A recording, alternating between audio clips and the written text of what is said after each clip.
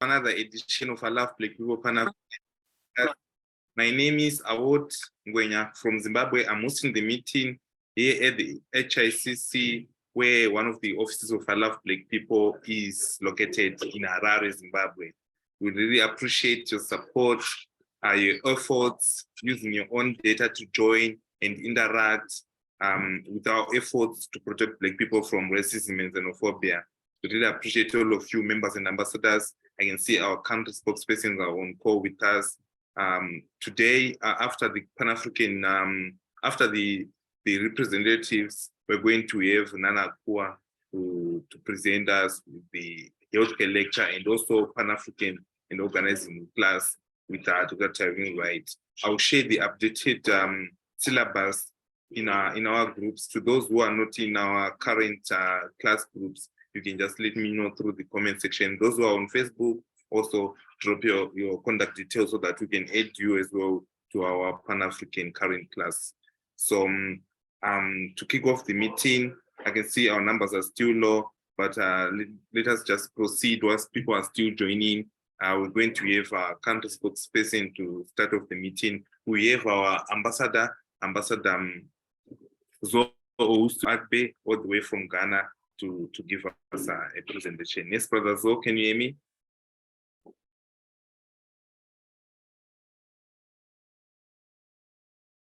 Yes, Brother Zo, can you unmute yourself? Hello, good day. I can hear you. I hope you can also hear me loud and clear. Yeah, we can hear you loud and clear. You can go ahead, Ambassador. All right. Hello, Black people. My name is Zoe Agbe, reporting from Ghana. I welcome you all to this session of the Saturday History Call for I Love Black People movement. It's a great honor for me to represent fellow Black people from Ghana, West Africa, and the entire African continent, and Black people at heart. Ladies and gentlemen, sorry to interrupt, Brother Zo. Unfortunately, I forgot to give a prayer. Can you give us a short prayer in your own indigenous language? Thank you. All right, it's a privilege. Okay, so we are praying then. Awurade Nyankopɔn a woyɛ yaban legend, ɛda wase ɛwɔ ɛne de a wode ama yɛn. Ɛda wase ɛwɔ deɛ wɔyɛ ɛwɔ yɛ abrabɔ mu sɛ wɔma yɛn tumi a yɛde bɛgyina na yɛdi nipa biara a ɔyɛ ɔbɔnefoɔ nhyehyɛeɛ ɛne mogya tuo so. Awurade mma yɛhyɛ mu ɛne de sɛ abibifo ɛwɔ saa ahoma yi so no, yɛbɔ mpae sɛ agyinatuo biara a yɛbɛtu biara no ɛwɔ wo din mu no ɛnsi yie ɛma yɛn. Na yɛdi nkunim ɛwɔ biribiara so ɛwɔ Yesu Kristo din mu ɛna yɛbɔ mpaeɛ. Yɛde adwuma yi ɛmu mpanyinfo, ɛmu nkwadaa, ɛmu mmaa, ɛmu mmabaa ɛhyɛ wo nsa sɛ Awurade ma wotumi a ɛgu tumi nyinaa so no ɛdi yɛn kan. Ade biara a yɛbɛyɛ wɔ ha ɛnɛ de ɛne da aka nyinaa no ɛsi yɛn yie ɛwɔ Yesu Kristo din mu. Amen. Amen.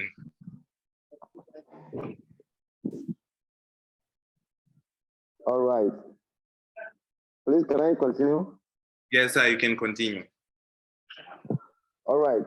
Fellow Black brothers and sisters, I Love Black People app is using technology to build a global network which helps protect Black people from the harm, humiliation, and racism and xenophobia, especially while you are traveling around the world and in a new environment. This tech startup is powered by Bill Murray and the Green Book API. Many individuals have been engaged from the length and breadth of Africa and the diaspora, the Caribbean, the United States, the United Kingdom, Asia, and many more parts of the world. We are accessible on over 58 languages currently, and almost all states in Africa and the diaspora. www.iloveblackpeople.com. This is the Pan-African movement for the love of Black and the Black at heart, which is crowdsourcing Black-owned and Black-friendly businesses to populate our digital space. The Green Book, the Survival Guide, which is also called the I Love Black People app on all devices, that's Google Play Store and Apple iOS or Apple Store. We encourage you all So please download the app now. I Love Black People app on your device and recommend Black-owned and Black-friendly spaces in your area, community to help protect Black lives from humiliations of racism and xenophobia. In addition to the website and app, we have the long-standing Global Green Book, a Black survival guide that can be found on Amazon. This Black Survival Guide was created to help Black people access Black-owned and Black-friendly healthcare providers globally, especially during the COVID-19 pandemic. We also lock it down on Black content on every Thursday, Sundays, and Tuesdays on HUR Voices Sirius XM channel 141, hosted by our honorable co-founder, Thinkless Kenner. Brethren, this is a no one man's work. Let's all join hands, spread the love. With your help, we are all building a global network to help protect Black people from the harm and humiliations of racism and xenophobia when they are most vulnerable, especially while traveling around the world or in any new environment. Let's save lives. Join the movement. Now, I Love Black People. Recommend the app for families, loved ones, and friends. Share the link to the download. Get the app downloaded now. This is about Black. Join your brothers and sisters on the I Love Black People movement for a membership, or you can become a founding member or a moderator or an ambassador. We run free online Black history and health classes with our senior professor and lecturer, Dr. Terrell White and Queen Mother Nana Epia Zinzili, respectively, where you will be awarded with certificates at the end of a successful class. As one African American Muslim leader and human rights activist rightly said, a man who stands for nothing will fall for anything. A man who stands for nothing will fall for anything. Malcolm X. Unity is strength. Beloved, let us unite until victory is won entirely on the African continent and beyond. Live it, love it. You are Black. We are Black. I am because we are. Reporting Ambassador Zoe Owusu. Thank you. I am because we are. Thank you so much, Ambassador Zoe Owusu, all the way from Ghana. We really do appreciate you for highlighting and also clearly stating what I Love Black People movement is doing and where we came from and where we are going, our achievements so far. Visit more and learn more about us on iloveblackpeople.com. Visit our website. I really appreciate the support which you are giving us. You are the ones who made it possible, for the support, the advice, the feedback, and also the support you give us by sharing the I Love Black People movement. We are growing and we're still growing, and we need to grow. We need to make sure that we share the safe places available on all corners of earth to every Black person in the world. Thank you. So I'm not so sure if Ambassador Anna Negola, are you prepared to give us a speech?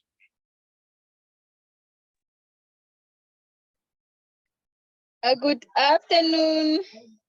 Yes, good afternoon, Ambassador Anna. How are you? I'm good. How are you, my fellow people? Okay. Oh, I'm sorry I didn't send my report on time, but I will send it after my presentation. All right. All right. I would like to extend my greetings to the ambassadors, to the moderators and leaders and our doctors. My name is Negora Anna, reporting from Namibia. Before I put on the table the papers that brought me on Pan Africa Zoom call today, I would like to recommend my fellow African people, wherever you are finding yourself, to download the app of I Love Black People to ensure that your safety and your well-being is guaranteed. Okay, our today's presentation is going to be about mineral resources and innovation. In the spirit of Ubuntu, once more again, I grant my appreciations to our ambassadors, moderators, and doctors of I Love Black People. Mineral resources are the backbone and actual strength of our country's economy in terms of infrastructure and development. So I would like just to empower or to strengthen or to emphasize on innovation more on mineral resources, as our countries are more like in Africa. In Africa, we rely on our mineral resources because Africa is the richest continent in the world in terms of mineral resources and natural resources. But for our country to develop, as to give examples to Europe, other European countries, like let me say Korea and let me say also Germany, they have infrastructures, but their countries or their continent is least in mineral resources.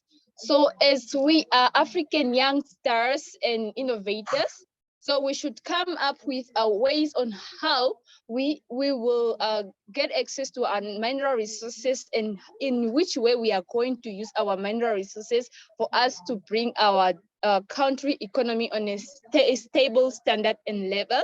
So we need to be pioneers of new initiatives, as I've been emphasis on this more several times, on youth empowerment.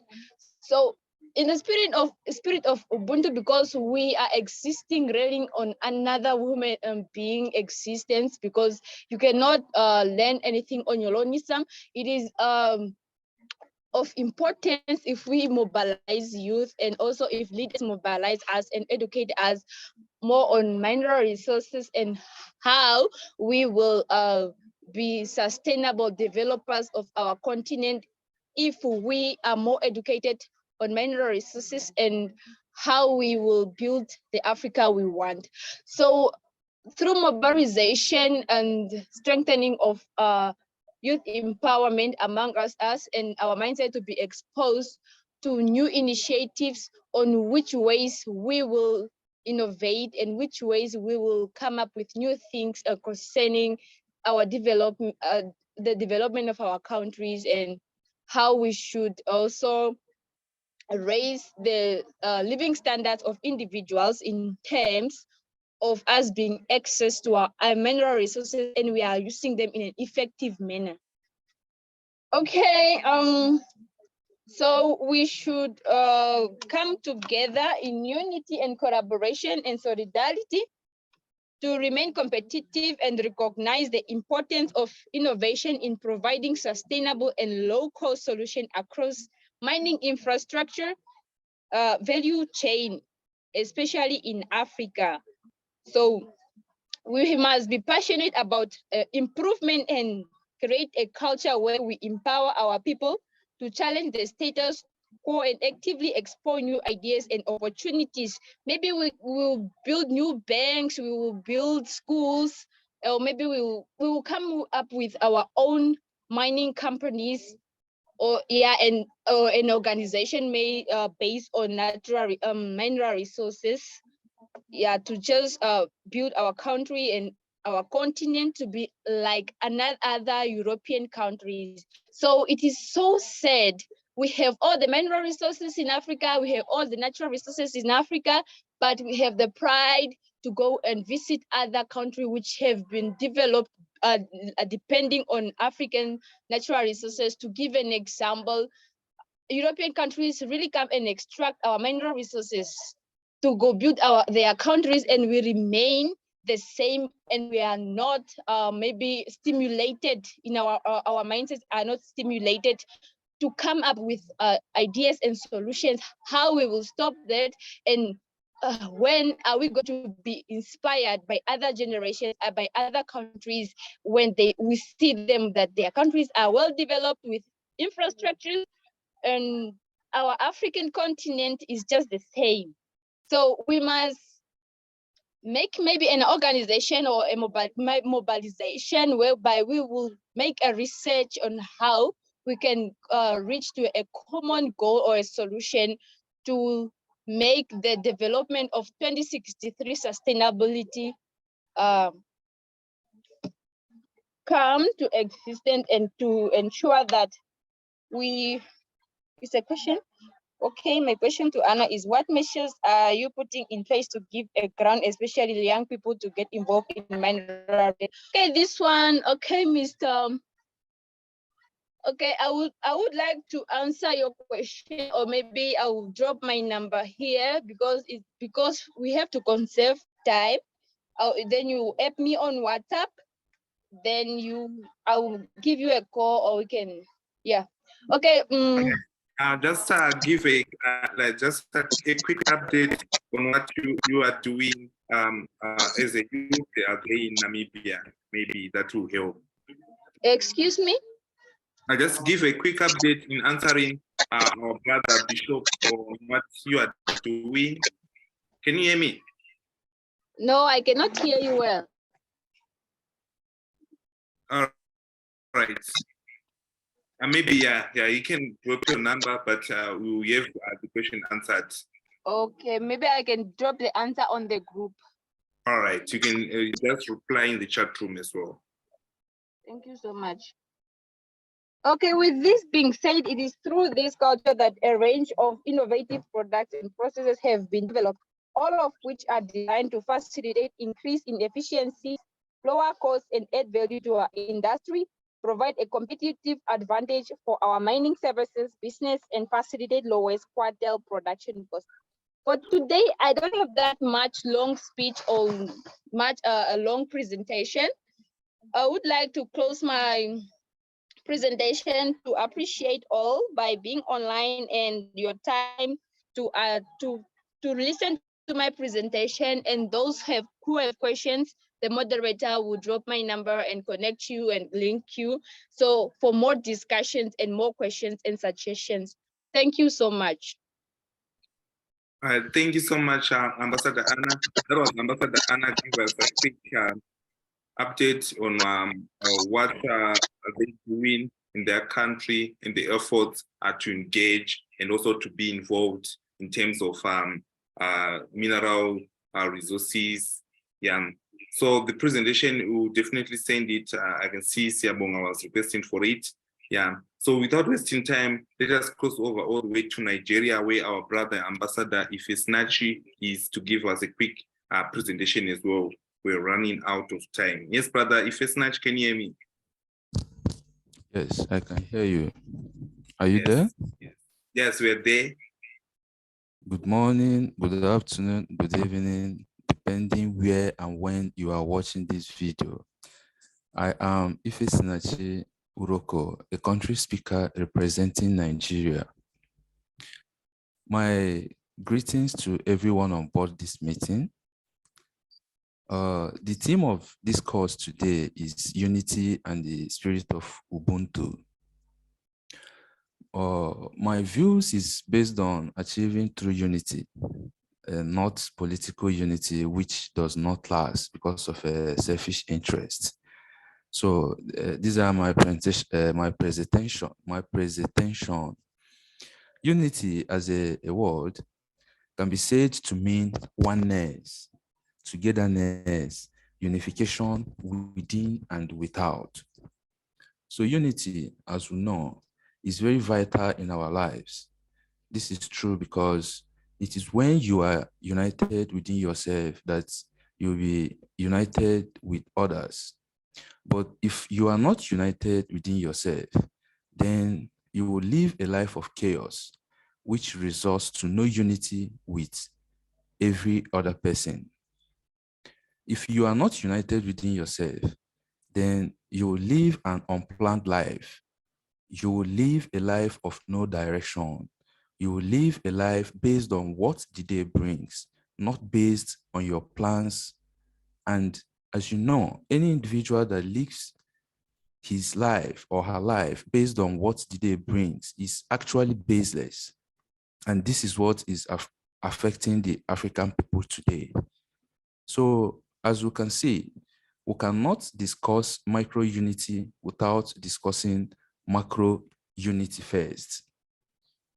So it is until we have unity in the macro level, such as individual unity, family unity, and community unity, before we can talk of unity in the micro level, such as state unity, national unity, continental unity, and international unity. You know, like the AUOs, African Organization, the European Union, the NATO, all these are international alliances, and they are what I term macro unity. So I think in achieving unity as a people, we must look at it based on how we can achieve unity as individuals first.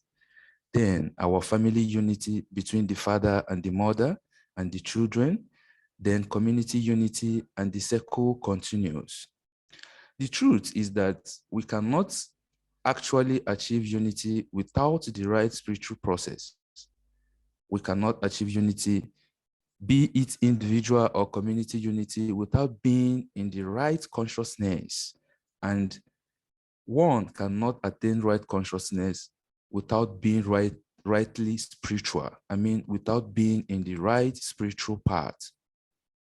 So as a Christian guy that I am, I think for me to achieve individual unity, I must first and foremost unite myself with God, and in so doing, God will reward me with love, compassion, tolerance, care, and humanism, which these things mentioned above are traits of Christian Holy Spirit. You know, being spiritual or godly doesn't mean you must be a Christian or a Muslim, Buddhist, Hinduist, or a pagan.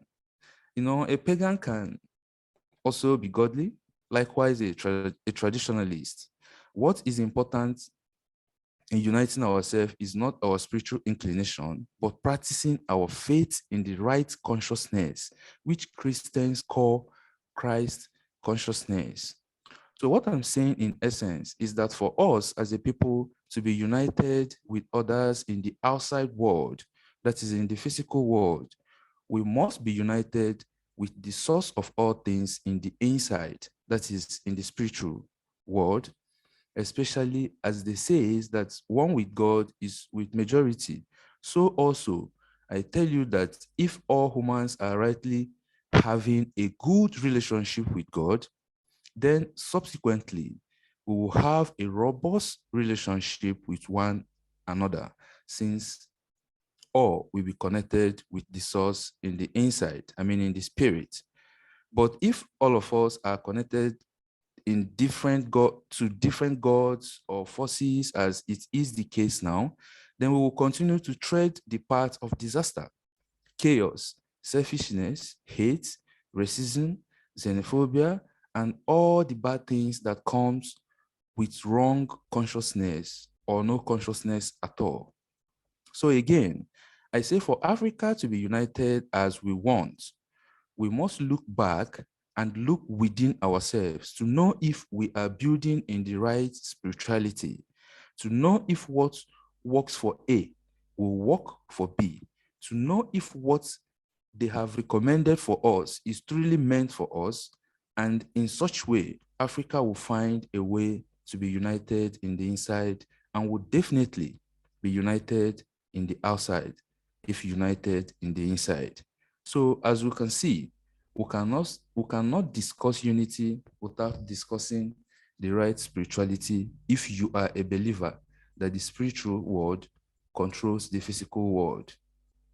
Then, Ubuntu being an Ngumi Bantu term, meaning humanism or humanity, cannot be achieved without being in the right consciousness. And that is why Desmond Tutu, I mean the Anglican Bishop of South Africa. We were following, but unfortunately we ran out of time. Can you just wrap up on the Ubuntu presentation? Okay. So, you know, Desmond Tutu theologized the Ubuntu philosophy in relation to God and the image thereof, suggesting that Ubuntu can easily be achieved in union with God, since we are created in God's image, love, compassion, care, and humanism, etc., which all are traits of the spirit of Ubuntu. But in reality, you can only have or exhibit these characters when you are truly united to God.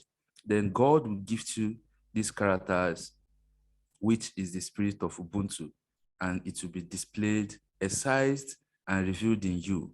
I have likened Ubuntu to be a native term for the Christian golden rule that we should love our neighbors as we love ourselves. And Yes, As you Brother know, Ifeanachi, thank you so much. I'll make sure that I will have the report on WhatsApp. So, Brother Ifeanachi, I will reach out to you so that you can send it to me so that we can share with others who wanted to read more as well.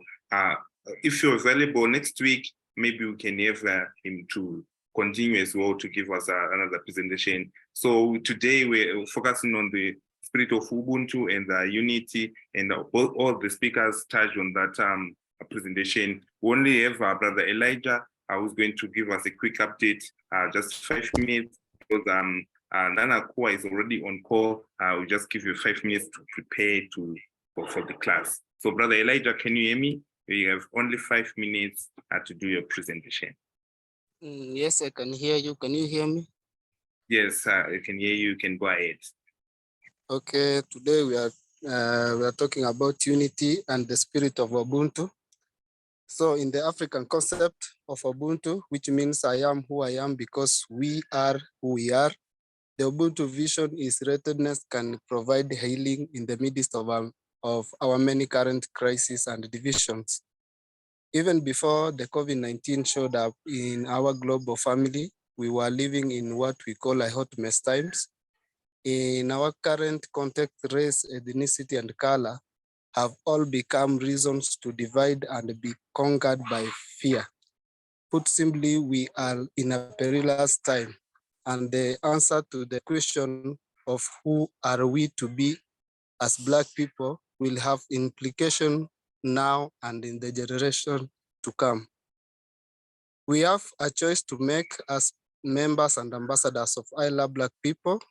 We can answer this question with diminished imagination by closing ranks with our tribe and hiding from our human responsibility to heal the world by ensuring we recommend Black-owned and Black-friendly safe places in our 8 essential categories where Black people can be treated with dignity and respect. Ubuntu, the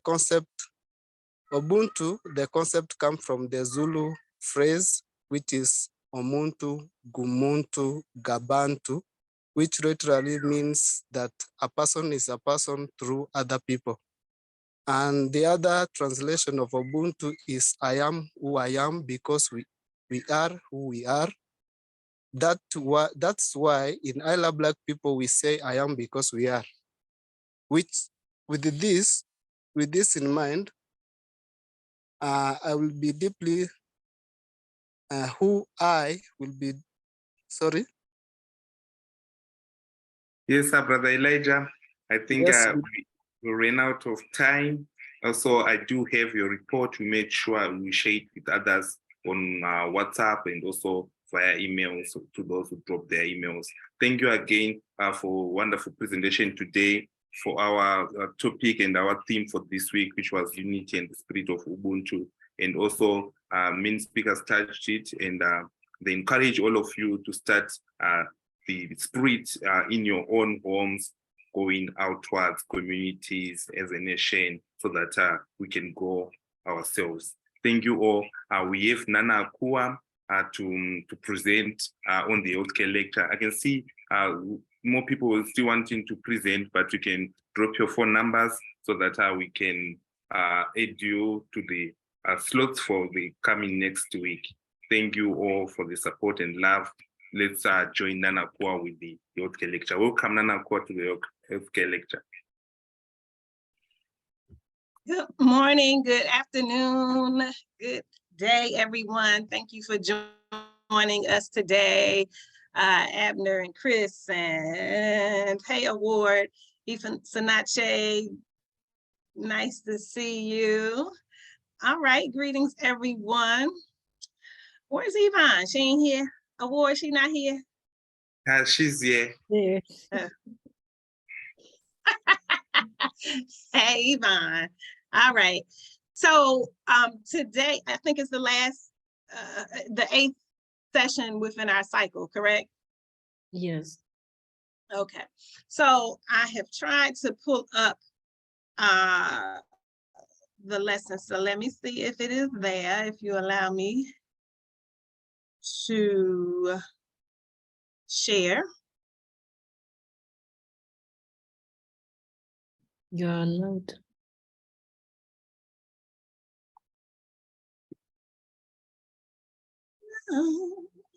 After the long years of right.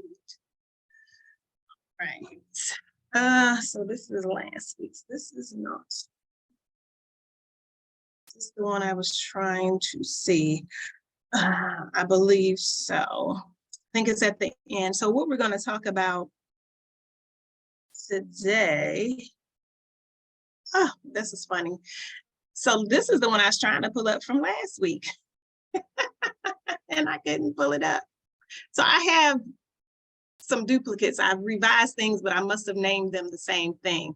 But now I have made them in 8 chunks. I had them in 4 sessions. But anywho, if you recall last week, so let me just, since I came through this, this is what I just sort of shared without the visual last week. These were the herbs that are good for cleansing the lungs. So if you recall, I mentioned all of these herbs last week. So if you needed to take note, or if you wanted to see what some of these plants look like, how to spell the names of these are the herbs that I mentioned last week that are good for the lungs and the respiratory system in general. Okay.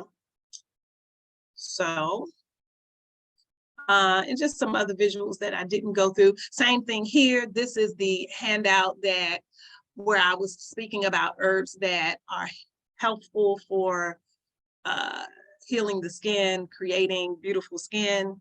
We mentioned turmeric and aloe and neem and sandalwood and saffron. We mentioned the marigold and the cabbage. So these, again, just to get a visual of what we did discuss. And as a further recap, you know, we talked about cleansing and detoxification, and we talked about the passive elimination and different foods and herbs that are good for healing the kidneys, the liver, the colon, the skin, and the lungs. Okay. And so what I wanted to talk about today, and we talked about some of the self-assessments that you can use to see if in fact you are toxic or intoxicated with parasites. We talked about yeast or candida. I think we talked about heavy metals and specifically mercury. So this is the form that's in the packet. I think I had a couple of people who did request it. I'm hoping that this is indeed the packet that I sent them and not the one I had pulled up last week that didn't have these on it. If you did not get this, I can resend it to you. But again, these are just self assessments. These are just questionnaires that I have found that give you indication of whether or not you have a particular toxicity in your body. So, you know, whether or not there are symptoms that are occurring that give indication that you may have heavy metal toxicity or mercury toxicity, or the other two that talked about candida or parasites. And of course, my hope for this last section, this week and last week, is that you can, you know, easily define wellness, that you'll know some of the physical aspects, emotional aspects, spiritual aspects, get an understanding of what holistic healing and health is, know some of the different modalities, right? And this would be drawing back actually, and I said last week and this week, this would actually be drawing back from the beginning. So at the very beginning, we talked about what holistic wellness is, the focus on mind, body, and spirit. We even talked about emotional health. We've talked about all of the different natural healing modalities that exist, whether it's chiropractic, whether it's acupuncture, herbal medicine, massage, reflexology, homeopathic medicine, nutritional medicine, or diet and nutrition. We talked about stress release, so relaxation therapy and all of the different ways to relax the mind and the spirit. We talked about flower remedies, emotional balancing. So all of these are holistic modalities, natural healing methods to bring the body back into wellness. or into balance. We may not have specifically talked about this one. What are the causes of dis-ease? And I always write dis-ease because, you know, you can't really talk about actual or specific diseases or give recommendation on how to cure a disease. But if we're just talking about the absence of ease, there is some kind of upset or some kind of stress, some kind of strain on the body physically, right?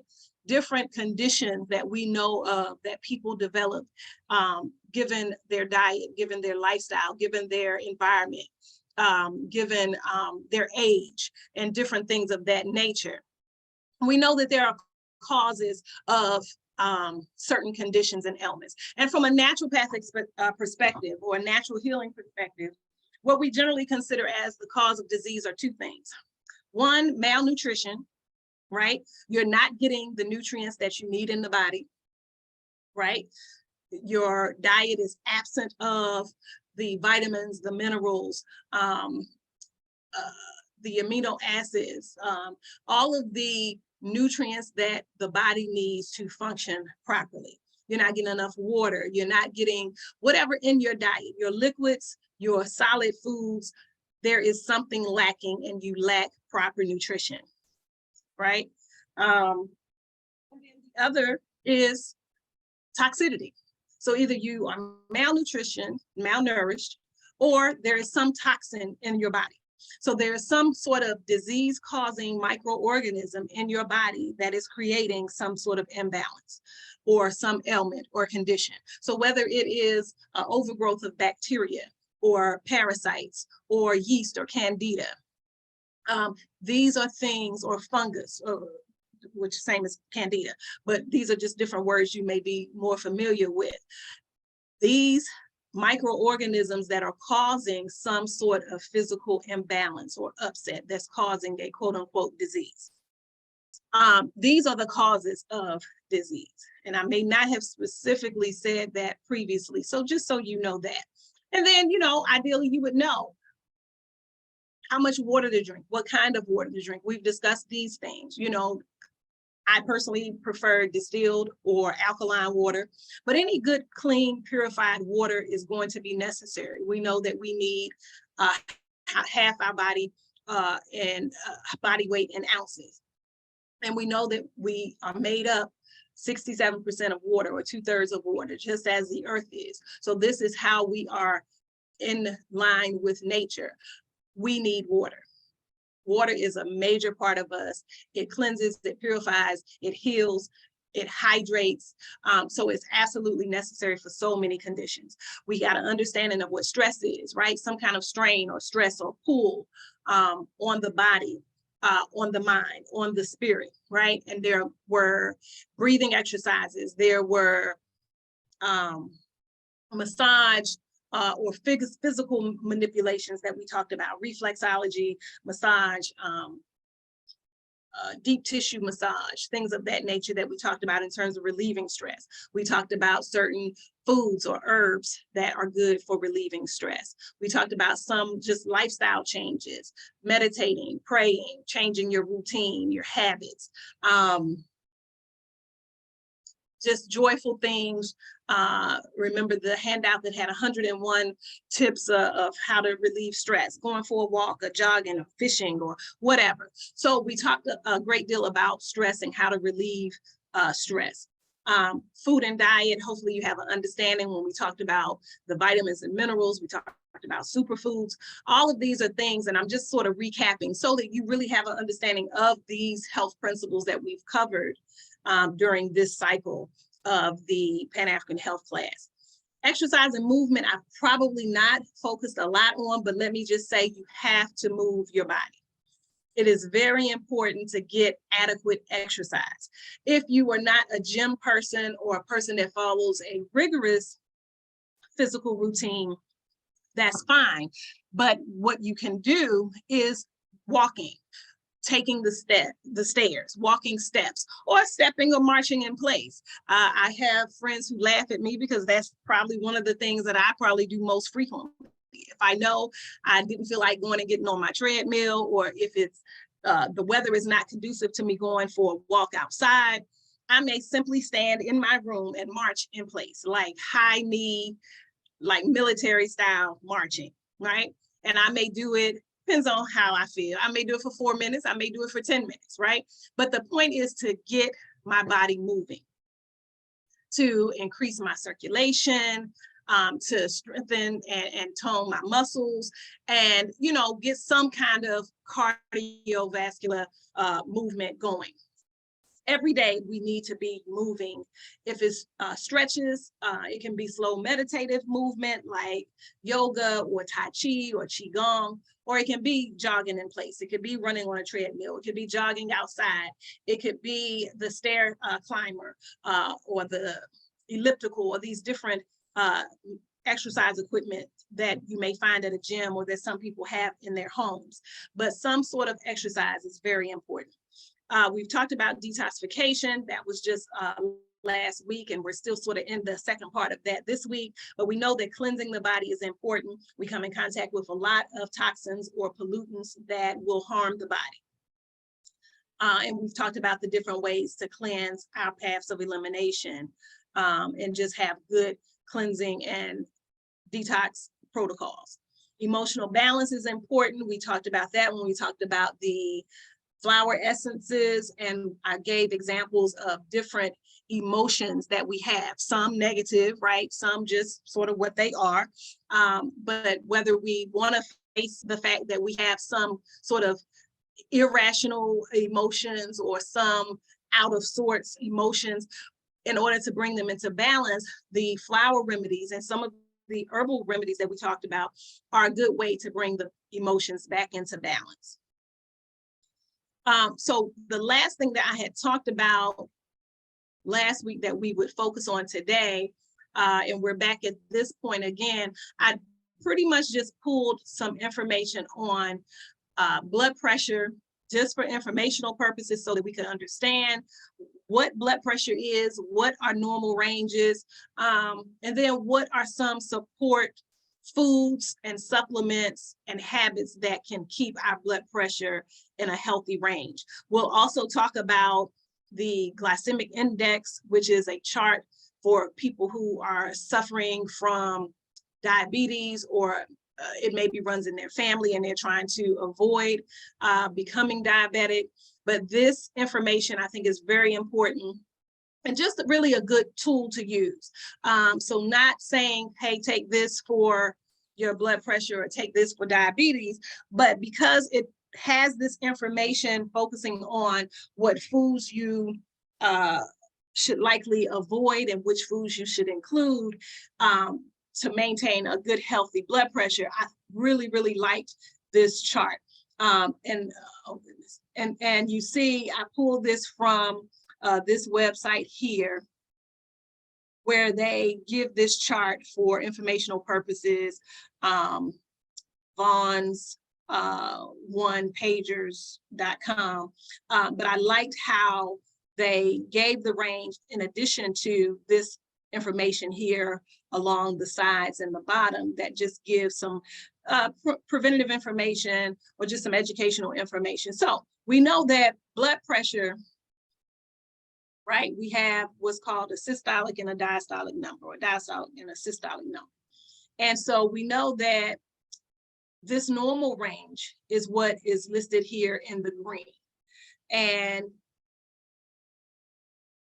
if you've never had a problem with your blood pressure, you maybe don't pay any attention when you go for your physical exam or your regular routine medical exam. But if there's ever been an issue where it's been either too low or too high, you've maybe taken note. And in case you didn't know what those numbers meant, or if you've never paid attention, what I will just suggest is that you start taking note. Because once it does go outside of the range and it's brought to your attention, you'll know what your normal blood pressure is, or what you usually, right, have as your blood pressure reading. Don't wait until it is a problem and they say, hey, your pressure's high. Is it usually this high? Well, if you've never paid attention to what your blood pressure reading is when you go for your checkups, you can't say what's normal, especially if you're going to a new healthcare provider or new doctor, or if, and you know, they replace someone or they're filling in for someone and they don't know you personally. It's up to you to know what's your norm, what usually the condition of your overall health is. And this is one of those things. What is your normal or usual blood pressure reading? So we know that in this red zone here, anything that's over 140/90 is considered high, and it varies from different stages, whether it's a stage 1 where it's mildly high, 2 whether it's moderately high, 3 whether it's severely high, or very severely high at stage 4 hypertension, right?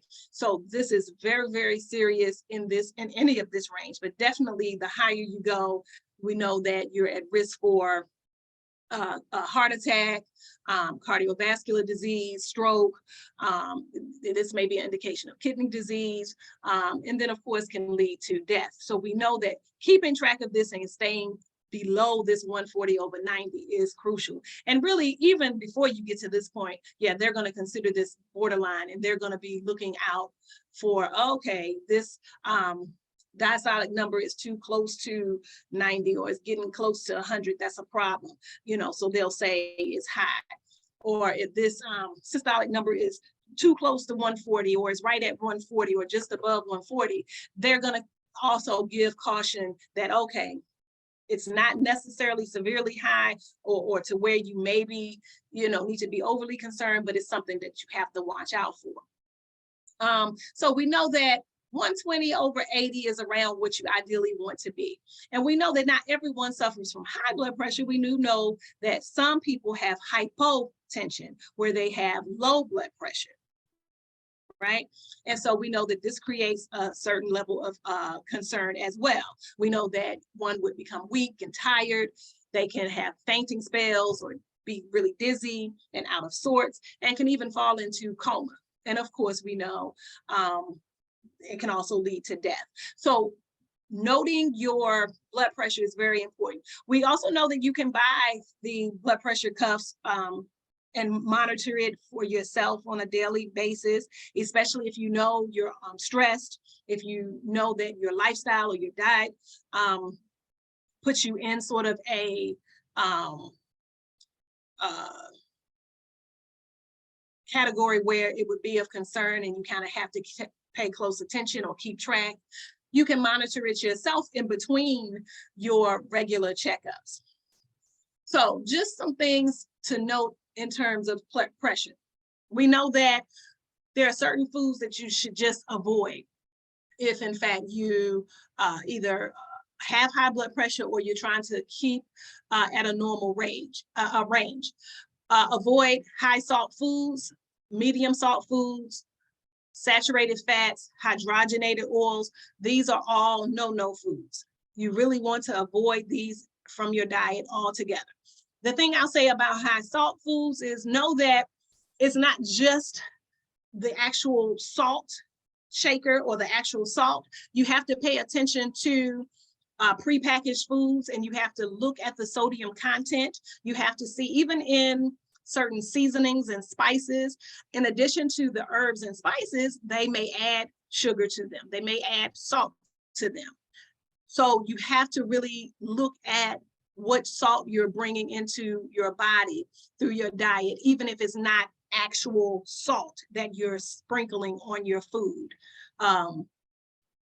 Hydrogenated oils is always a bad idea for a number of reasons, but yes, primarily for heart health. We know that hydrogenated oils, meaning they've added hydrogen, right, to the oils to, you know, maintain a long shelf life, right? And they've done a heating process and added this hydrogen to make things last on the shelf for years.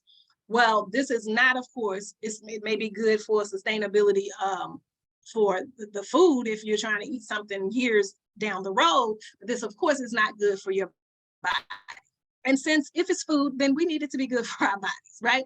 So we don't want these long shelf life foods if it's going to be hazardous and toxic to our bodies. And in this case, hydrogenated or partially hydrogenated oils is always a bad idea. What you want is cold pressed or expeller pressed oils. We know that saturated fats is a bad idea.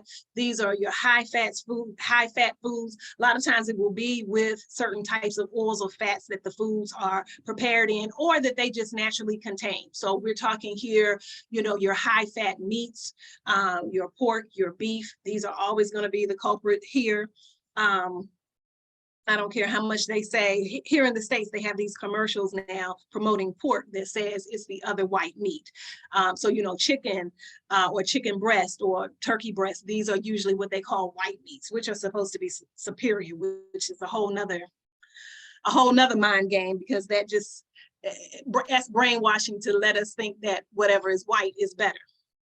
But I won't get off into that. But what we know is most of these white containing foods, flour, sugar, things of that nature, this white meat, pork, these are not things that are going to be health giving or healthy types of foods. So let's not let marketing dictate what we eat and what we put into our bodies. So the yes foods. The yes foods are foods that are high in vitamins K, that are high in calcium. These are foods like apples, avocados, bananas, broccoli, fish, grapes, oats, orange juice, and of course, just water, not because it contains any of these particular nutrients per se, but again, water is life. We need it to cleanse and purify and to heal our bodies. Sometimes we simply need it to just flush out all the waste, all of these no foods and other toxins that we've put into our bodies. Also, some of the supplements that are good for maintaining healthy blood pressure, amino acids, things like CoQ10 and L-carnitine. These are good for heart health and regulating blood pressure.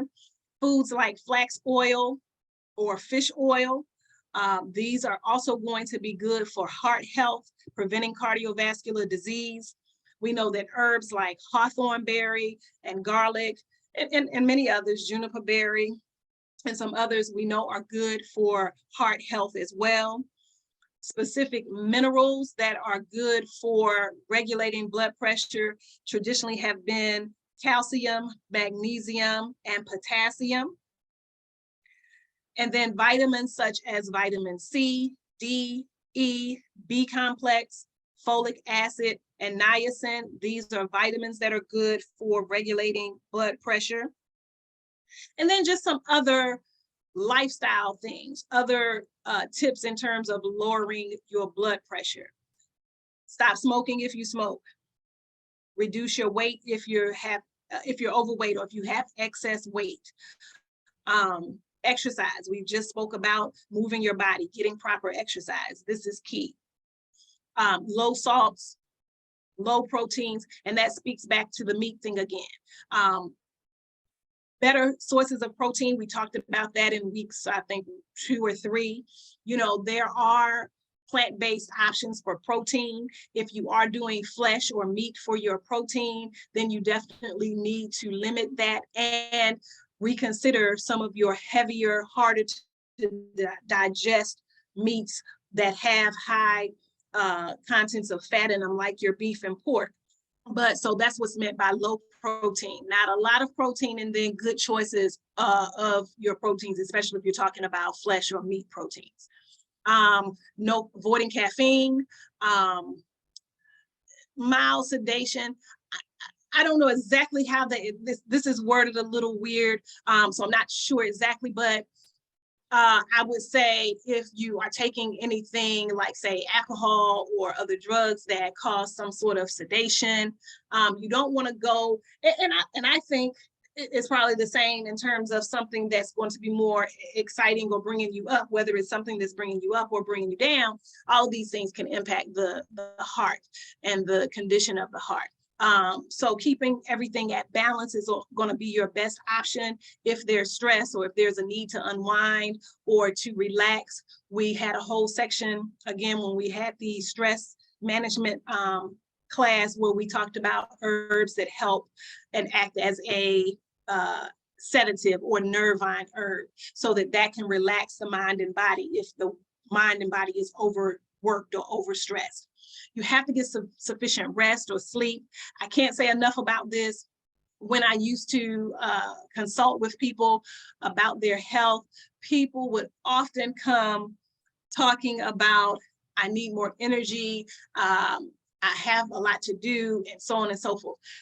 You can take whatever herbs that are stimulant herbs, you can take whatever vitamins and such, but you have to get good rest. There is no shortcut for that. There's no avoiding that. You have to get sufficient rest. Resting 3 or 4 hours a day is not sufficient rest. If 24 hours exist in a day, and we know it does, we know that we cannot function well at an optimal level for 20 hours or 21 hours going nonstop and only reserving 3 or 4 hours for sleep or rest. We really should be getting at least 8 hours of sleep. If you cut that down to 6 and you've put in your mind that 6 hours is sufficient, that may work for you, but you have to give rest its proper place in your overall healing routine. And then, of course, we have people who are on the opposite of that, where they get too much rest and too much sleep, and the body will become stagnant and weakened, and the joints will tighten up. And so you'll have and then the heart is not used to working at the rate that it should. So in all things, there should be balance. I see a hand up, but what I will do is go through this next section, and I'll make sure I look in the chat to see what questions may exist. So please put whatever questions or comments in the chat. So this information is just more details about the systolic and diastolic numbers for your blood pressure. But what I want to do is move to the next part here, where we talk about glycemic index. So the glycemic index is simply a tool for measuring the glucose content in your foods, right? What amount or what is in a food that will likely cause your blood sugar to increase and overwork, or kick in your pancreas to have to work, right, to balance your blood sugar out. And so we know that not every food contains this ability, right? Some foods just don't have enough of a measurement to even put on this chart, but for sure we know that there are certain foods that do. So we know that our root vegetables and our sweet fruits will have, right, a reading on our glycemic index, and will in fact raise our glucose levels. But we know that for sure straight carbs, that we know for sure are carbohydrates that will contain sufficient numbers to register on this index, like your breads and sweets and stuff of that nature, your pastas, your rice. We know for sure that they will have a measurement that you have to take note of. And the idea here is to limit your foods that are 70 and above. If you're right around 70, or close to 70, 75, 80, these are things that you would maybe consider moderate. And so you may do these still in moderation, but not overdo it. But things that are much higher, 80, 90, 100, we definitely want to avoid altogether. So this chart gives us an indication of our high carb foods, right? And what are moderate and what are low. So if you're into breads, it gives you an indication of the different types of breads and what the glycemic number is, or the index number is. So these are the obvious ones. We know that these contain certain starches and carbs that will increase or elevate your glucose levels, right? Same thing with certain breakfast cereals, things of that nature. And what it is here is to be able to choose a lower glycemic food, choose something that is not near 70. So if you're doing a cereal, you see that the porridge or rolled oats is going to be a better option, for example, as opposed to say some rice porridge. If we're talking about fruits, we know that there are certain fruits that are more fiber rich rather than sweet or starchy, right? So a better option for fruits might be your apples and your citrus foods, as opposed to your melons and mangoes and pineapples and things of that nature. Berries are going to be a little lower. We know that the vegetables that you would take in this regard and keeping a low glycemic diet is going to be like your leafy green vegetables and things of that nature. But we know for sure that all of our root vegetables, our potatoes, and all the different types of potatoes and the ways in which we fix potatoes are going to be higher. So we would restrict those. If you are a potato person, then a sweet potato, as you see here, would be a better option. So this gives you indication of what foods are going to be lower glycemic and be easier on your pancreas. So this is the chart that you would keep on hand. And once you kind of learn what is a lower glycemic food or a moderately starchy food, then you can make better or wiser decisions as to what to include in your diet. And so it just gives different categories. So beans or legumes, even snack foods, you can make a healthier decision in terms of what's going to be a lower glycemic snack than some others, right? So this is just to give you a better indication. And I'm glad I kept scrolling to get to sugars. Sugars is all, you know, even people who are vegetarians and who are very mindful of what they eat, sugars in foods is always going to be a big issue. And I keep searching for the best glycemic index, and I must say I'm not that impressed with this one. Honey can be very misleading from this chart, because really honey is definitely going to be over 70. You might do well with, say, a raw honey, but honey is a high glycemic food. If you have foods that are sweetened with like a fructose, which is a fruit sugar, this is going to be your best option. But what's not on this list are things like xylitol, which is a natural sweetener, or stevia, which is a herb, which is a sweet herb, or things like monk fruit or agave nectar. These are all natural sweeteners, not sugars, but they are sweeteners, and they are so low on the glycemic index. And you may be impressed with the 61 or the 65, even though I think these numbers are off. But agave nectar, for example, is only 14. And monk fruit and all those, they are right around that same. And then stevia is even, it doesn't even register. So these are your better options for natural sweeteners, not your aspartames or these artificial sweeteners. These are not going to be good options for your sweeteners. We want to avoid those at all costs. So I know there were a couple of hands up. Oh yeah, so all right, Curtis, so you'll have to email me because you have, and I don't know if Award has put, yes, he did. So please, if you have a question, especially if it's a specific question, feel free. But let me also say, I will give you some general information, but I don't consult anymore. I can't say I suggest that you take this. But for educational purposes, or just, you know, from historical historical standpoint, I can tell you what herbs may have been traditionally used for different conditions. So feel free to email me that. Yeah, and so essential oils, you know, we talked about last week. I don't know if you missed that, but if you did, you can email me and I'll give you that handout. So I'm just scrolling through because I know someone's hand was up earlier. So I'm not sure if you put your question in the chat.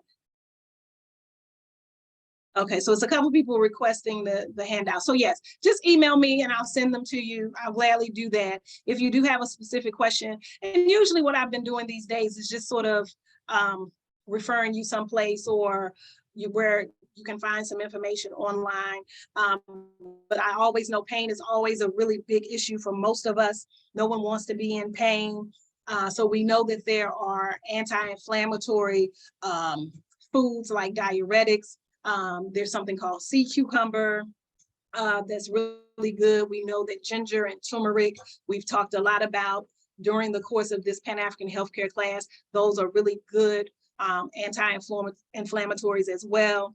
But then there are other pain relieving herbs that can kind of help with pain that we have from inflammation or other causes of pain. So there's white willow bark, there's meadowsweet, there's valerian, there's skullcap, there's black cohosh, there's blue cohosh. So there are a number of pain relievers. And that's just me kind of looking very quickly at someone's question that had to do with inflammation and pain.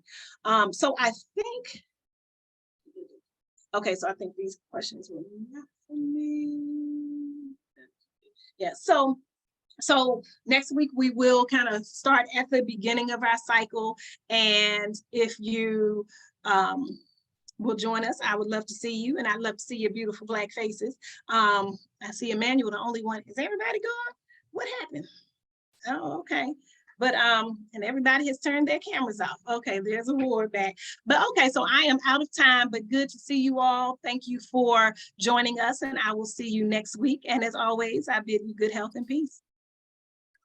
Thank you so much, Nana Akua, for a wonderful lecture. We really are learning a lot. So for those who are requesting for handouts, kindly reach out to nanakua1@gmail.com. I've shared the email address in the chat room. And also those from Facebook, you can reach out to nanakua1@gmail.com for the PDF handouts.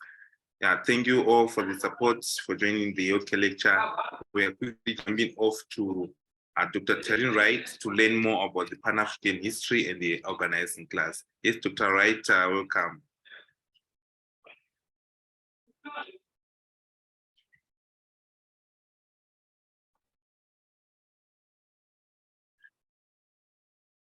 I was saying, can you unmute me?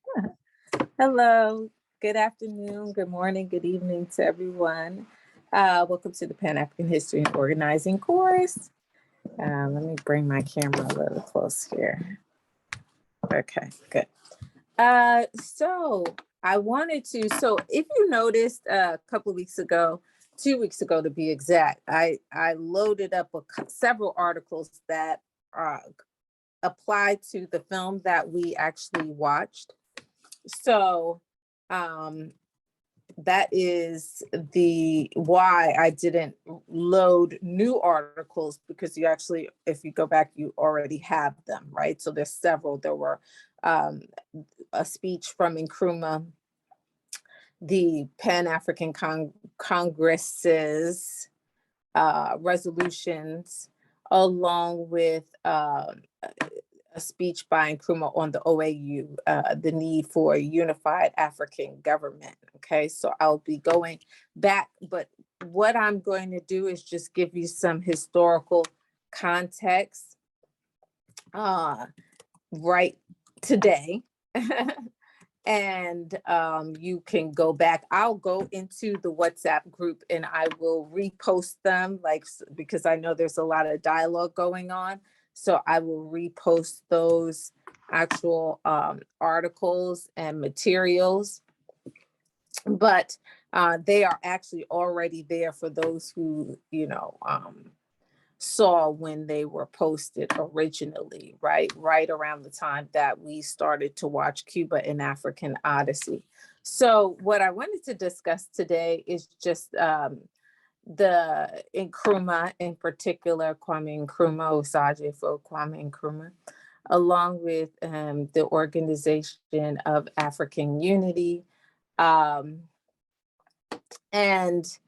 the present day, briefly, just the organizational expression of Pan-Africanism and where we stand today organizationally, which there's room for improvement for sure. So, of course, many of you know Kwame Nkrumah. He was the first president of independent Ghana, right? Formerly known as the Gold Coast. He was certainly a proponent of Pan-Africanism. Many of you may know that he was educated here in the United States. And something I didn't discuss to the degree that I wanted to is the dialectical relationship that we have always had between African people on the continent of Africa, in the US, in the Caribbean, Central and South America. And the reason why that's important is because these conversations facilitate an exchange of information similar to what we're doing now, right? We get to look and compare and assess the problem and issues we face under white supremacy and culture worldwide. So that's always been a characteristic of Pan-Africanism, this dialectical relationship, right? Why do you all come together? How do you all come together if you are not sharing information, right? We're comparing notes saying, yes, our condition is the same everywhere we are. So there's always been a dialogue going back and forth between African people on the continent and African people in the diaspora. And Nkrumah in particular, he was one who came to the United States and actually was formally educated in the United States. So that did, to some degree, as he admitted, influenced his ideological development, his development and consciousness in terms of understanding that Africa needed to be unified. So he attended Lincoln University, as some of you know, and then I believe he went on to the University of Pennsylvania. And he obtained several degrees, of course, including a PhD. So he will return to Ghana, and in 1957, Ghana would become independent and called the Gold Coast. It would be the first, and this is a very important point. This would be the first African nation to throw off the cloak of colonialism, right? But in years to come, shortly after 1962, 1963, you would have 17 African nations follow suit. And I touched on this before in the previous lectures, but because we weren't here where we are now, we had a whole lot more to cover. I didn't belabor the point. That is extraordinary and unusual. There's no region in the world, not even what they were calling the Arab Spring, that had 17 nations take their independence and have a transfer of government, a change in their status from colonial territory to independent African nation.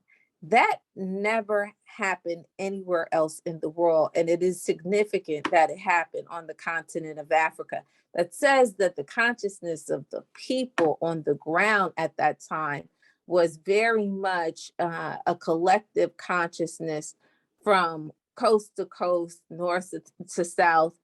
You have 17 nations taking their independence. Now, there's definitely a difference in how that happens, right? We know most of the settler colonies have to fight independence struggles, armed struggle, in order to achieve that. Last time we were together, you saw the only, you saw one of the few West African nations, Guinea-Bissau, and their struggle, armed struggle. But that is an exception in West Africa, right? Most of West Africa has a transfer of government. Even in Ghana, there's not a full-on armed struggle, even though there are violent clashes, notable ones in the history of the struggle for liberation there. However, East Africa and Southern Africa would have a very different reality because Europeans would come and settle in those locations. There would be a need for armed struggle. Kenya, of course, Zimbabwe, other, Mozambique, other African nations would have to actually engage in armed struggle as opposed to a political transfer and, some violent clashes, but a political transfer of government. And of course, Congo is a special case in particular. So that being said, Ghana would be the first of many, but it's Nkrumah who would talk about the need for a unified African government and the necessity of continental unity to actually secure African people and continental sovereignty, so to speak. Now, one of the ways Nkrumah would award, are you watching the comments? We have a troll. Yes, so anyway, I'm removing the person immediately. Okay, no problem.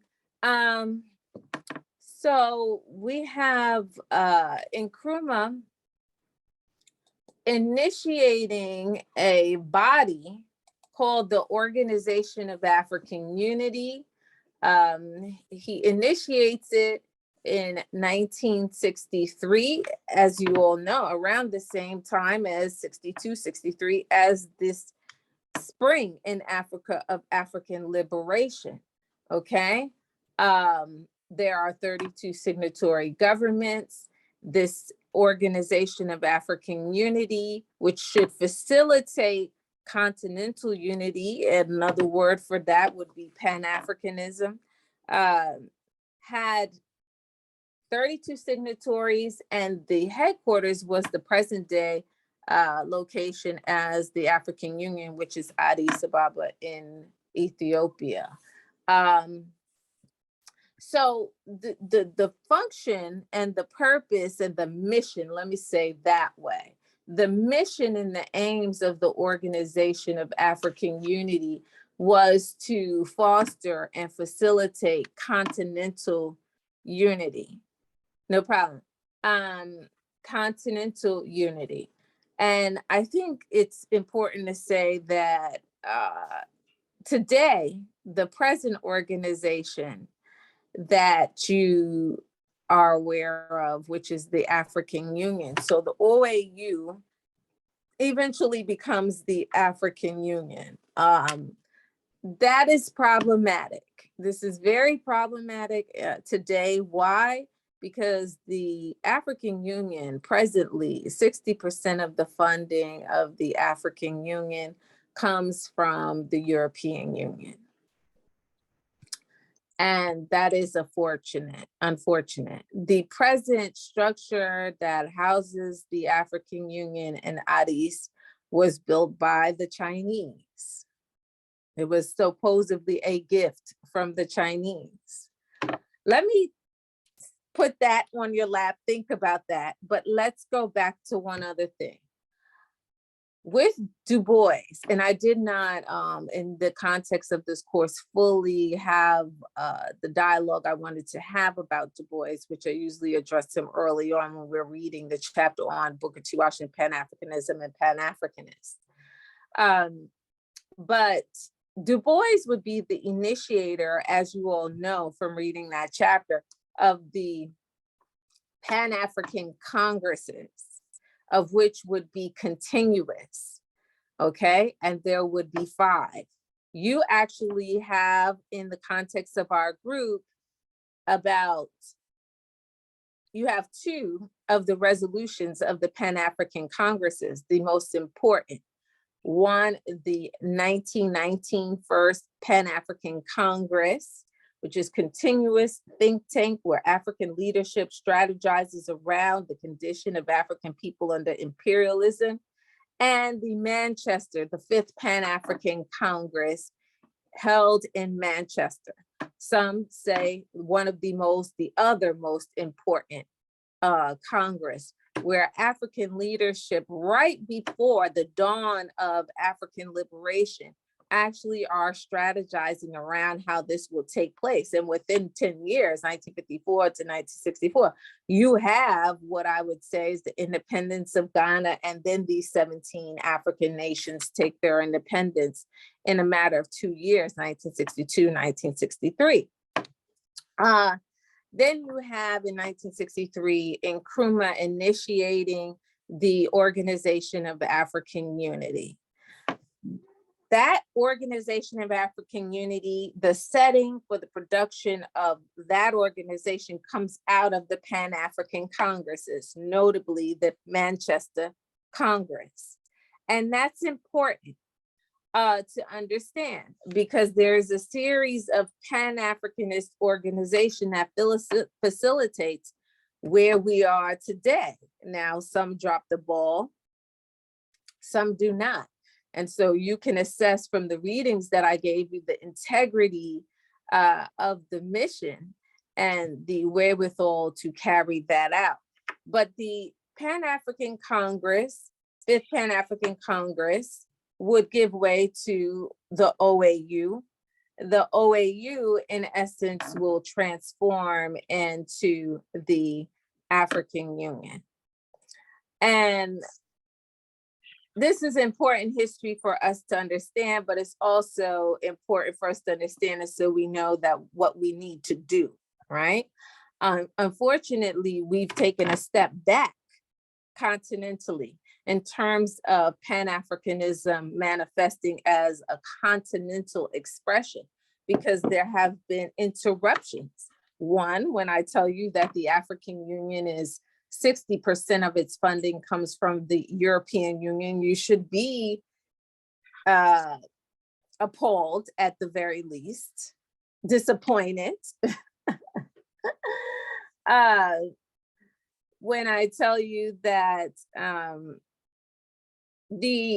I was actually a part of some African Union activity where there was at least the ritual of conversation about how this should forge ahead on the African continent. That was in 2004, held in Dakar, Senegal, the first Conference of Intellectuals for Africa and the Diaspora. There has been dialogue since. However, in 2006, there would be a follow-up conference of the same kind held, unfortunately, in Brazil. I want to give you guys some insight into just how that happens. And at Brazil, the conclusion of the conference would be, or some of the resolutions would include a decision to table this discourse around a unified Africa for another 10 years, which would have been at 2016, and it still hasn't happened yet. What I know for sure from, diplomats on the African continent, particularly West African nations, is that when African leadership does not want to carry forth with an African agenda, they will typically send, whether it's FESMON, whether it's the first the Pan-African Congress, the Pan-African Conference, the first conference for African intellectuals,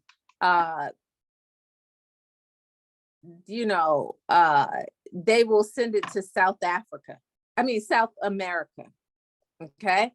Or to the Americas, and it will become Black instead of African, meaning the conversation at the first conference for intellectuals for Africa and the diaspora, the focus of the conference was to give recommendations as to how Africa could move towards unity, continental unity. And this was hosted by the AU at the time, chaired by Gaddafi at that moment. The conversation was tabled for 2 more years, even though the how would you say, recommendations were given. Once it was sent to Brazil, it is postponed indefinitely, you could say. They say till 2016, but then it never happened, so you can say indefinitely.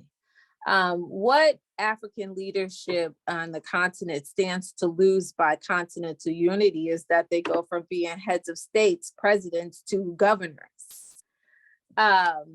or something less than a heads of state. So we're talking about managing and, for some people, keeping power, right? And we know that neocolonialism is real. So there's imperialism and colonialism, where there's pursuit of Africa and its territories. There's colonialism with the occupation of Africa and extraction by Europeans and extraction of the resources by Europeans. And then there's neocolonialism, where we have leadership that looks like us, is African, born on the continent, ethnically African, however, but serves another agenda, okay? It's sort of just puppet governments in replace of full out colonialism, where the colonizing force is actually occupying and actively extracting. So, you know, it is a complex dilemma, but what your task is, in terms of the documents that you already have, and I will resend them, is to look at where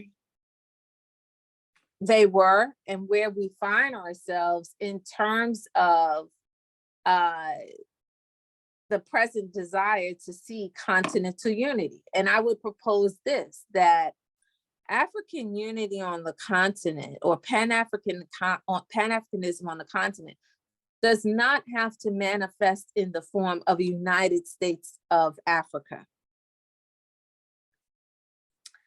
How the standard must be this: a unified Africa to the benefit of African people, first and foremost. That's what we want, right? Africa that allows the people to benefit from the wealth, from the resources, from its strategic place in the world, more than anyone else does, right? Meaning right now, African communities here, there, everywhere are extraction sites for Western culture and people. And that's unfortunate, because African people go without everything, right? I always say, if you want to stay busy, work for African people, because there's nothing we don't need. We need everything, right? We have so much, but so much is taken from us, and so much of what we have, we are not the first to benefit from, right? So, you know, one of the conversations that people get caught up with when we talk about Pan-Africanism having its highest expression on the continent of Africa, which is true, is thinking that the ultimate expression is going to be a United States of Africa. We don't need to, you know, replicate the United States of America in any way. We really don't, okay? We need to produce and create an Africa that gives us the right to benefit the most from what Africa and African people have to offer, right? So we shouldn't get wedded to the title like United States of Africa or anything like that, right? But let me end on a good note. There are some important and good things that have come about in the last 15 years since the first Conference of Intellectuals for Africa and the Diaspora that didn't exist in 2004, that are a production of the African Union, in spite of the fact that 60% of the funding is coming from the European Union. One, the African passport, right? Which will give people on the African continent the opportunity, or creates the possibility, of African people, regardless of what specific nation, to move around the continent of Africa freely or more freely. Okay. The other is the Pan-African Free Trade Agreement that came about somewhere around 2015, 2016. This is a great thing because it allows African people on the continent to trade across national lines. And when we talk about the economic aspect of colonialism, imperialism, and neocolonialism, what happens for us is that we import things that we grow right under our feet. So we could be in a tobacco or a coffee farm, but we're eating some of these very things out of a container that took those resources right out of Africa, sent them to Europe, put it in a can, put it in a container, and then sent it back into the very place that you live. You pay for it and pay taxes for it. And this very thing could be harvested right in your own country, or have been harvested right in your own country. So the power of African people being able to buy and sell and trade in terms of business relations across borders is a very powerful thing, right? In some regions in Africa, we're seeing a unification of the currency. I know ECOWAS is working on that. East Africa has worked on that. One of the biggest challenges that a lot of people were talking about is that Gaddafi was working on that. And that was possibly some of the reasons for his, I won't say the word, but for his demise in terms of the Western nations, him proposing a unified African currency. But there has been progress on those three fronts since 2004, things that we didn't have before, okay? And there's been, of course, the recognition of the sixth region, which is the diaspora. That came about for the first time in 2004. It was Gaddafi, once again, who with the first Conference of Intellectuals for Africa and the Diaspora, first recognizes the sixth region of Africa as the diaspora. And since then, various nations in the Caribbean have been giving observer status in the African Union. But I think that one of the things that we need to work on, and for those of you who are on the continent of Africa, part of what we need to really work on is taking back the vision and mission of the African Union, for it to be much more closely related to the initial vision and mission of the Organization of African Unity, which its purpose was to forge a unified African government. So if you go back into the readings that I gave you, Nkrumah gives a speech which is titled "A Need for a Union Government in Africa." 1964, the Organization of African Union, and I will repost it. It is already in your group, but I will repost it for the purpose of people reflecting and reading it in light of this lecture. But we need to go back, and there needs to be pressure on the ground in terms of these organizational bodies, because other nations and entities have sort of hijacked the function of a body that grows out of the Organization of African Union, which is the African Union, right? So the Chinese, as I stated before, have built the building, the AU headquarters in Addis. If you talk about a Trojan horse, beware of the gift. Okay, why do the Chinese want to build such a structure for the African Union, right? Why? What is their interest in contributing to anything related to the African Union. Even more, you have, once again, the EU giving 60% of the funding that exists for the African Union to it. And even third, in the recent past, and I don't know what the resolution of this situation is, but Israel, the state of Israel, was given observer status in the African Union. Why? Why are other entities so embedded? Why have they become so embedded in something like the African Union that grows out of the Organization of African Unity? You know, and the Organization of African Unity growing out of the Pan-African Congresses. So, you know, on a contemporary level, there's good and bad with regard to this. But, you know, we have 1.6, 1.5 billion people on the African continent, most of you of which are under 30.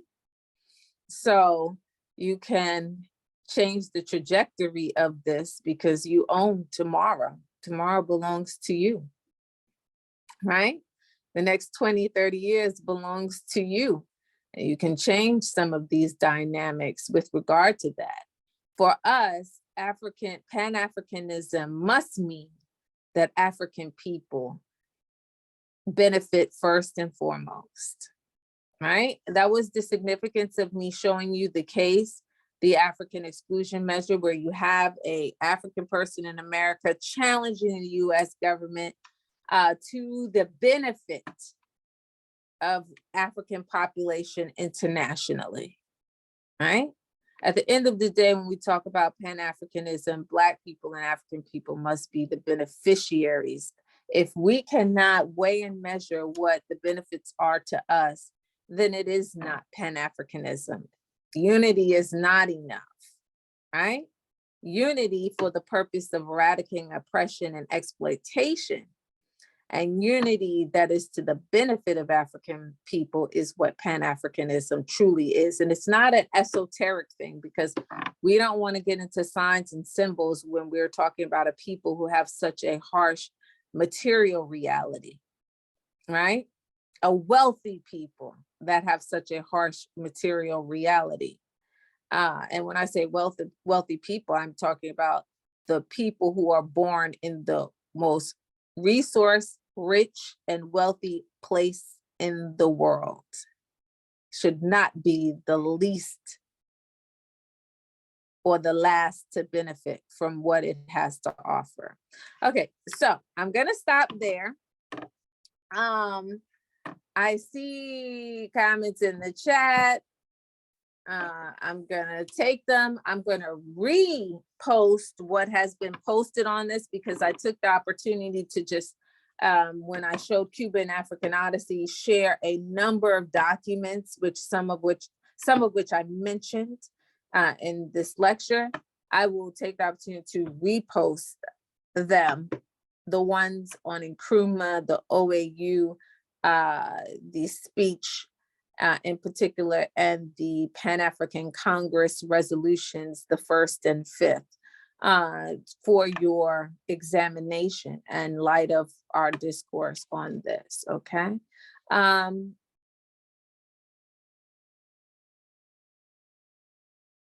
Of course, I agree with you, Curtis Murphy, right. Africa, that was actually Dr. John Henrik Clarke who said that. African people, we have no friends. Okay. We have none.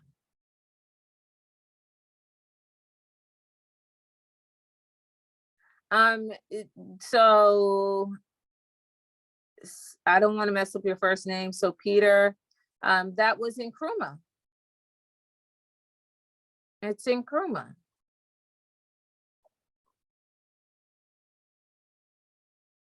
Yes, Curtis Murphy, yes. Blockchain technology allows us to cut out the middleman, which is usually the European in particular when it comes to the exploitation of the African economy.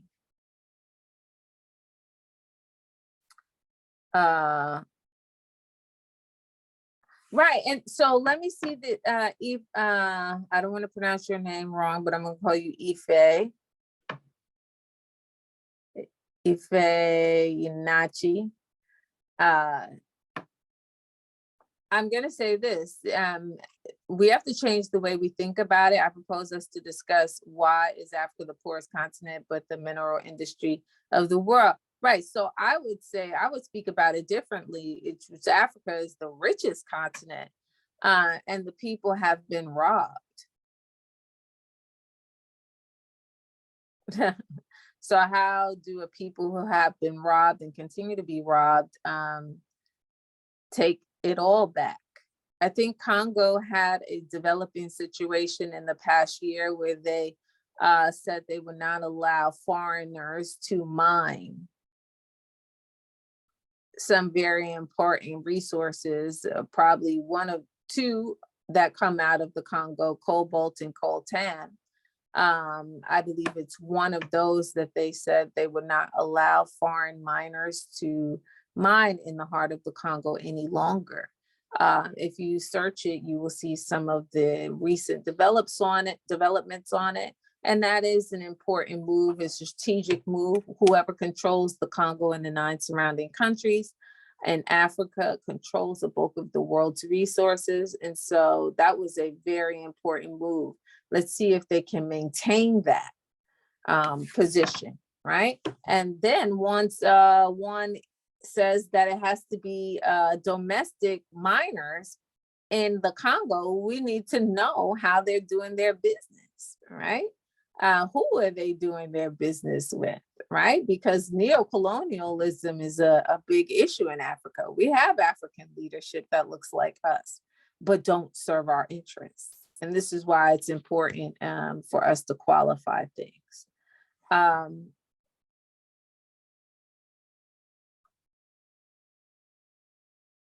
Yes, I would love to know today, Peter, once again, why the African EU is allowed to be the largest contributor to the African unity. I think it's a huge problem and a disgrace.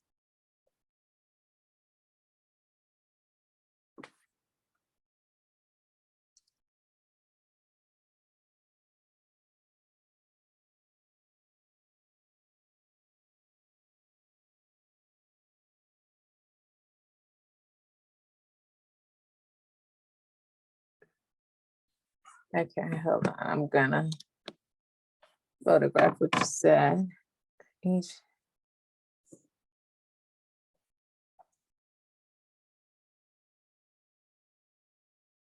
Oh, okay, so I think I'm going further back.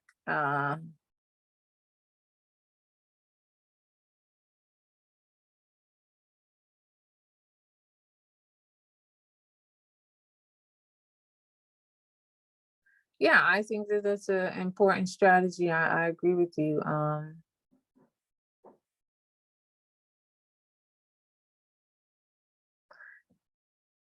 But the problem is that when people come into power, they forget sometimes who put them in power and the people they are obligated to serve, right? So, yeah.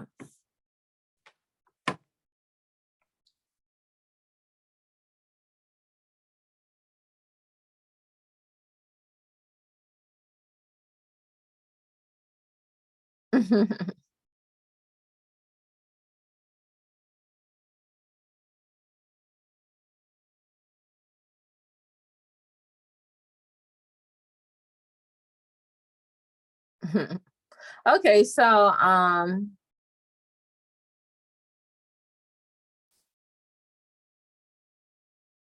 going to end there. I think there's no other questions, and I will repost. If you are in the WhatsApp group, you know that some of the documents I mentioned here in this lecture are already there, but I'll repost it for those of you so you don't have to scroll all the way back up and to read the materials. So the document on Nkrumah has already been posted. The document on Organization of African Unity, the first, not first, but Nkrumah's lecture and speech in 1964 on the need for a unified African government. The first and fifth Pan-African Congress resolutions documents have also been posted already. But I will repost all of these documents in the groups, okay? Thank you all for contributing your time or giving your time to this. And I think, okay, so I'm over. I'm I'm almost 10 minutes over. So I'm gonna end there and wish you all a good and safe weekend. All right, I am because we are. I am because we are. Thank you so much, Dr. Tyron Wright, for your wonderful lecture. Thank you. We're learning a lot. Enjoy the rest of your weekend as well. We do appreciate you. I would like to thank you. I want to thank our brothers and sisters who were with us until the end of the lecture. Ambassador Ifesnachi, I appreciate you all the way from Nigeria. Brother Emmanuel, Chaka, Aki, Brother Chris, thank you so much. Some of them are Ouma, Outer, thank you. Ghana Night, thank you. And Blessing, thank you so much. We appreciate you. Have a blessed weekend as well. Thank you all. Enjoy the rest of your evening, your mornings, and the afternoons. Thank you.